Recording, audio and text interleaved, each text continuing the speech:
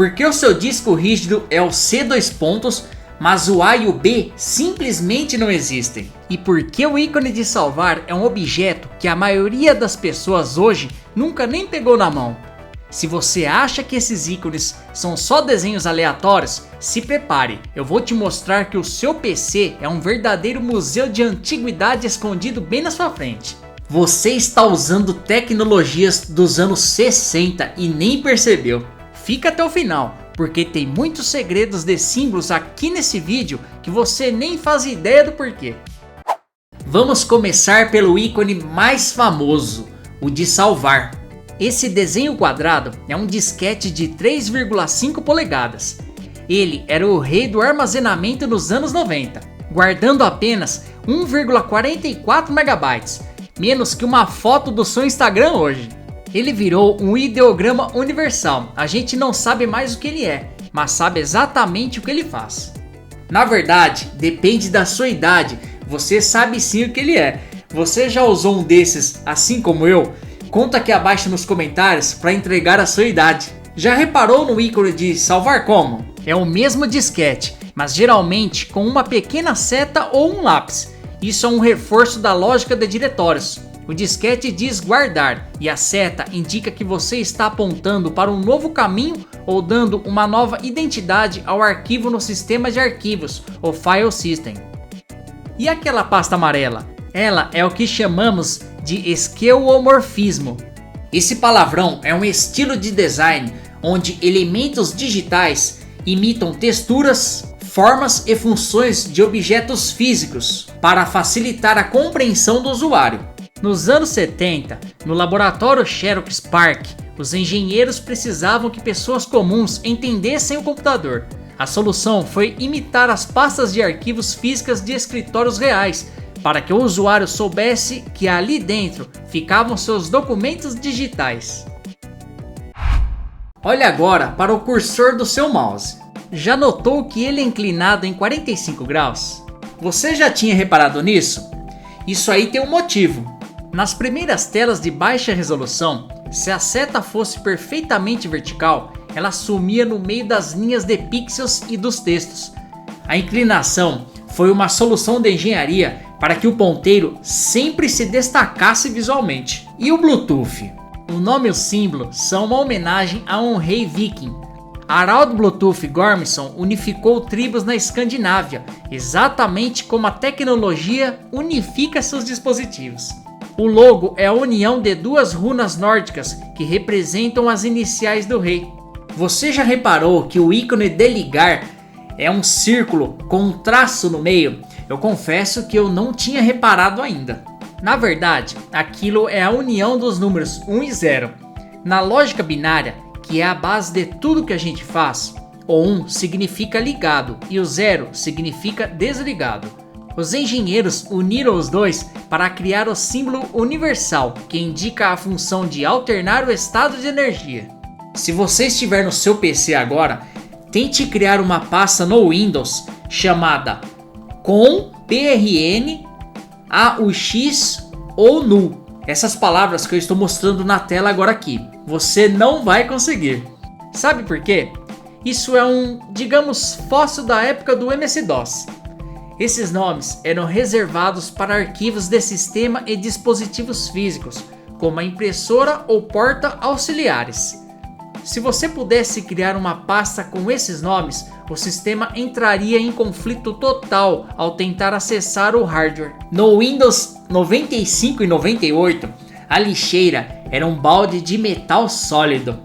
Olha eu entregando a idade aqui de novo, né? Com o tempo, ela se tornou translúcida ou de vidro.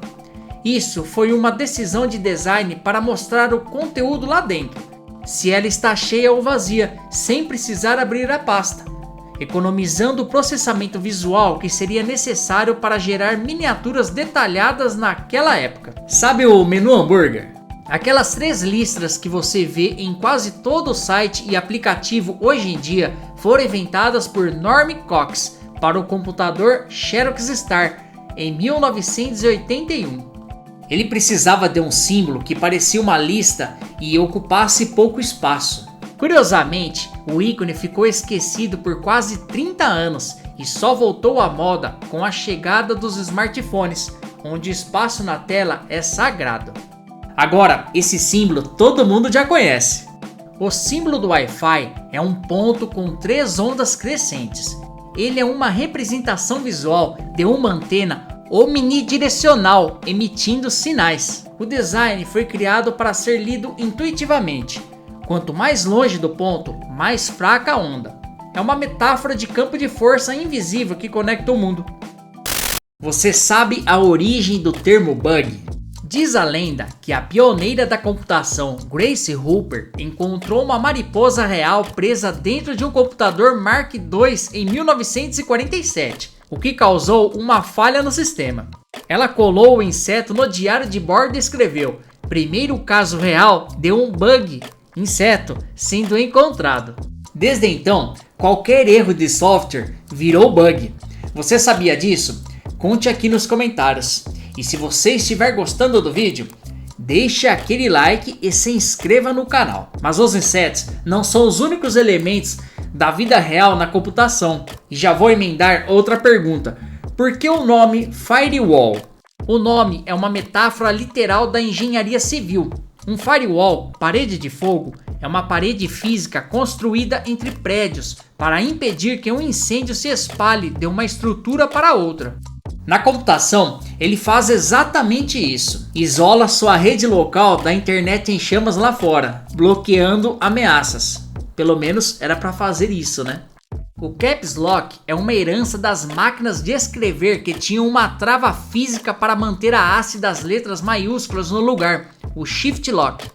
No computador, ela continua lá porque milhões de pessoas já estão acostumadas com o fluxo de trabalho de escritório do século passado. A tecla ESC, Escape, foi criada por Bob Bemer em 1960 para resolver um problema de comunicação entre diferentes computadores. Eles precisavam de um código de saída universal para interromper processos quando o computador parava de responder. O símbolo do USB parece um tridente, certo? E isso não é coincidência. Ele foi inspirado no tridente de Netuno, o deus dos mares. Mas note que as pontas são diferentes, um triângulo, um quadrado e um círculo. Isso serve para mostrar a versatilidade da tecnologia. A ideia de que um único barramento poderia conectar qualquer tipo de periférico, não importa o formato. Sabe por que o famoso Ctrl Alt Del exige que você use com as duas mãos? David Bradley, o engenheiro da IBM que criou o comando, fez isso de propósito. Ele queria uma forma de dar um soft reboot no sistema que fosse impossível de ser acionada por acidente com uma única mão. Ele dizia que, embora tenha inventado o comando, foi o Bill Gates quem o tornou famoso. E a gente sabe bem o motivo, né? A primeira webcam da história, ela não foi criada para conferências, e sim por causa de um café. Em 1991, pesquisadores da Universidade de Cambridge instalaram uma câmera apontada para o bule de café do laboratório. Eles só queriam verificar se o bule estava cheio antes de se levantarem da cadeira e caminharem até a cozinha.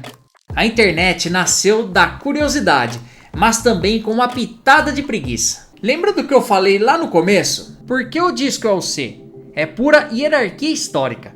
Nas décadas de 80 e 90, os drives A e B eram reservados exclusivamente para disquetes, um para o sistema e outro para dados. Quando os discos rígidos, os HDs, chegaram, eles ocuparam a próxima letra da fila. Os disquetes morreram, mas as letras A e B continuam aposentadas por respeito à tradição.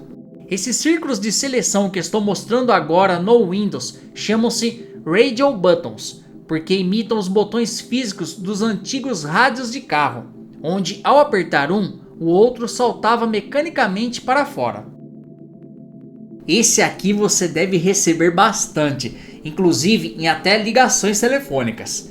Mas o que quer dizer o nome spam? Ele não nasceu nos códigos, mas em um esquete de comédia do grupo Monty Python sobre uma marca real de carne enlatada barata. No vídeo, um grupo de vikings cantava spam, spam, spam, cada vez mais alto, abafando qualquer outra conversa no local. O termo foi adotado na tecnologia porque o lixo eletrônico faz exatamente isso. Ele é persistente, barulhento e inunda sua caixa de entrada até que a comunicação real seja enterrada. E por falar em nomes estranhos, por que usamos o arroba nos e-mails? Antes da internet, esse símbolo era usado por mercadores para indicar ao preço de, at the rate of. Em 1971, o engenheiro Ray Tomlinson o escolheu para o primeiro e-mail da história porque era um caractere quase nunca usado em nomes, o que servia perfeitamente para separar o nome do usuário do nome do computador.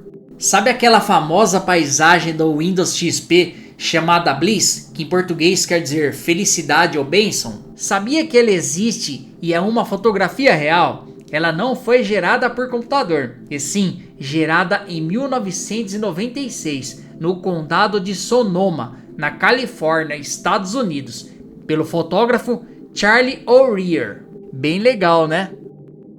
Se você tem um Nintendo Switch, não lamba o cartucho.